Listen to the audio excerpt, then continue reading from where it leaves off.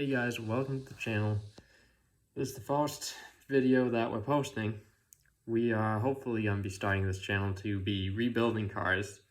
However, we just acquired an E90 BMW 2006 with 82,000 miles.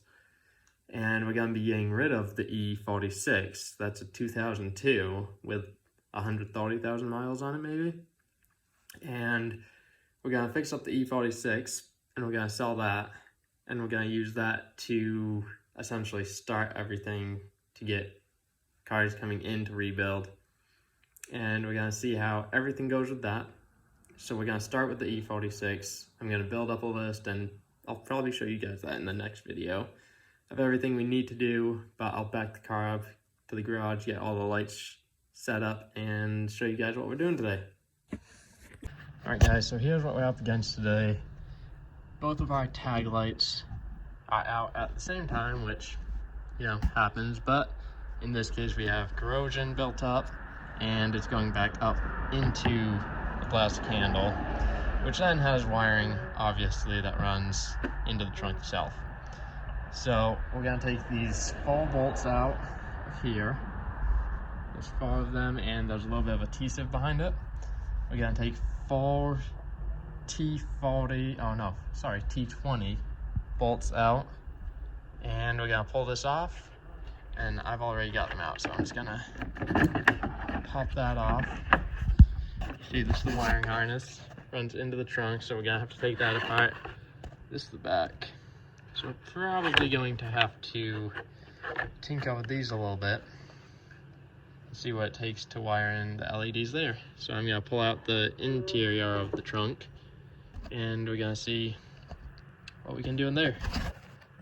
Alright guys, this is a perfect example of why you do not want to just take things and rip them off.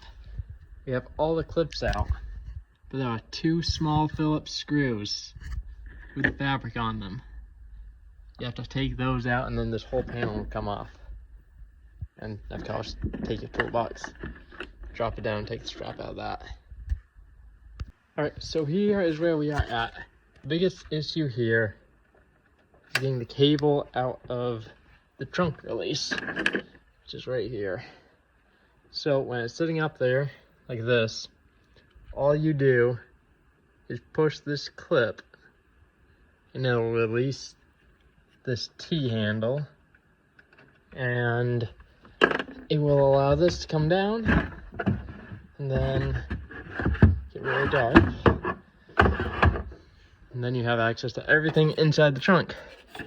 So we're gonna look around, see what we need to take out, look for any damage to the wires, and I will check in with you guys once we get that out of there. Alright, so pretty straightforward.